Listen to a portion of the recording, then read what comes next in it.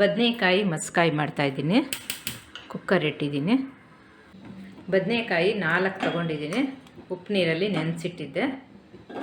4 ಸಣ್ಣ ಕಟ್ ಮಾಡ್ಕೊಂಡಿದ್ದೀನಿ.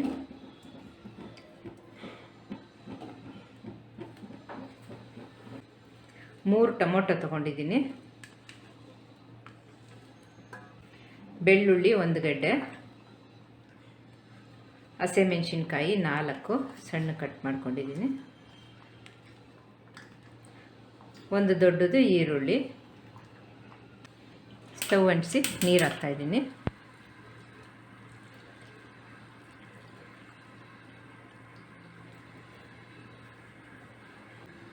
ಉಪ್ಪು ರುಚಿಗೆ ತಕ್ಕಷ್ಟು.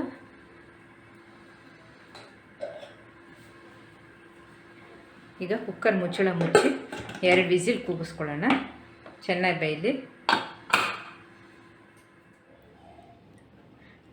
ಕುಕ್ಕರ್ ಕೂಗಿ ತಣ್ಣಗಾಗಿದೆ. ನೋಡೋಣ.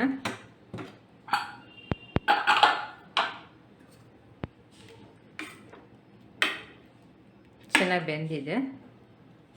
ನೀರೆಲ್ಲ ಬಗ್ಗಿಸ್ಬಿಟ್ಟು ಸ್ನ್ಯಾಶ್ ಮಾಡೋಣ. ನೀರೆಲ್ಲ ಬಗ್ಸಿದ್ದೀನಿ. ಸ್ವಲ್ಪ ಅರಿಶಿನ ಹಾಕ್ತಾಯಿದ್ದೀನಿ, 1/4 ಸ್ಪೂನು.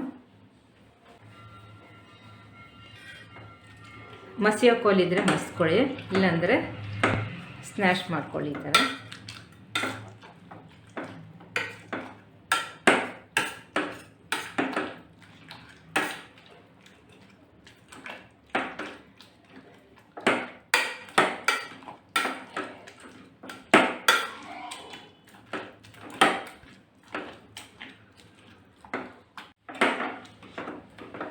ನೋಡಿ, ಚೆನ್ನಾಗಿ ಸ್ನ್ಯಾಶ್ ಮಾಡ್ಕೊಂಡಿದ್ದೀನಿ. ನೀರು ಬಗ್ಗಿಸ್ಕೊಂಡಿದ್ನಲ್ಲ, ಆ ನೀರನ್ನ ಹಾಕ್ತಾಯಿದ್ದೀನಿ.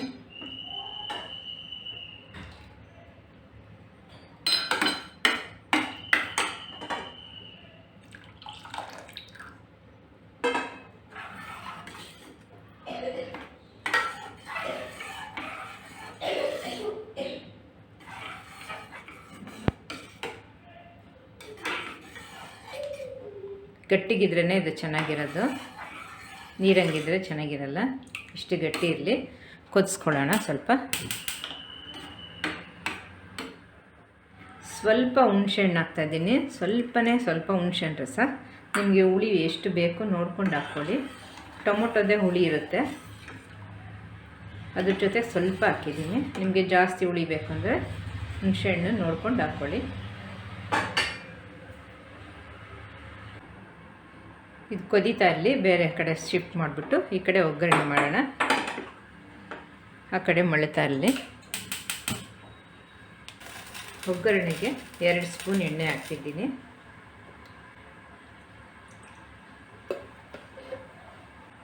ಸ್ವಲ್ಪ ಜೀರಿಗೆ, ಸ್ವಲ್ಪ ಸಾಸಿವೆ, 1/4 ಸ್ಪೂನು. ಒಂದು 5-6 ಬೆಳ್ಳುಳ್ಳಿ ಜಜ್ಜಿಕೊಂಡಿದ್ದೀನಿ.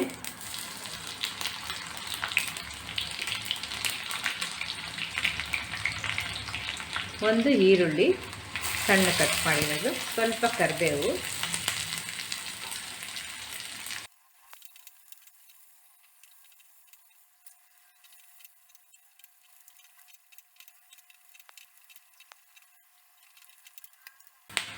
ಬ್ಯಾಡಿಗೆ ಮೆಣಸಿನ್ಕಾಯಿ ಚಿಲ್ಲಿ ಪೌಡ್ರ್ ಹಾಕ್ತಾಯಿದ್ದೀನಿ 1 ಸ್ಪೂನು.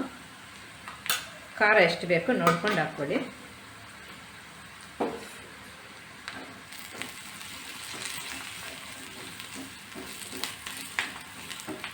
ಒಗ್ಗರಣೆಯಲ್ಲಿ ಹಾಕಿದ್ರೆ ಕಲರ್ ಚೆನ್ನಾಗಿ ಬಿಡುತ್ತೆ.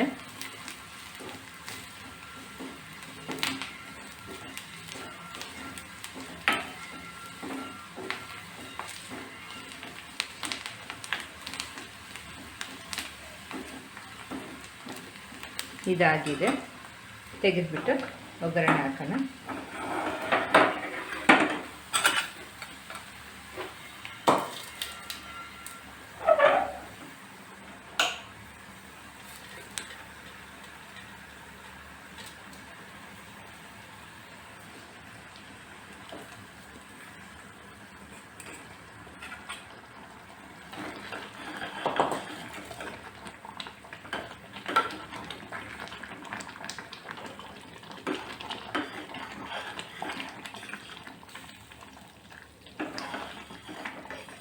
ಬದನೆಕಾಯಿ ಮಸ್ಕಾಯಿ ರೆಡಿ ಆಯಿತು. ಮುದ್ದೆಗೆ ಎಲ್ಲದಕ್ಕೂ ಚೆನ್ನಾಗಿರುತ್ತೆ. ಟ್ರೈ ಮಾಡಿ ನೋಡಿ.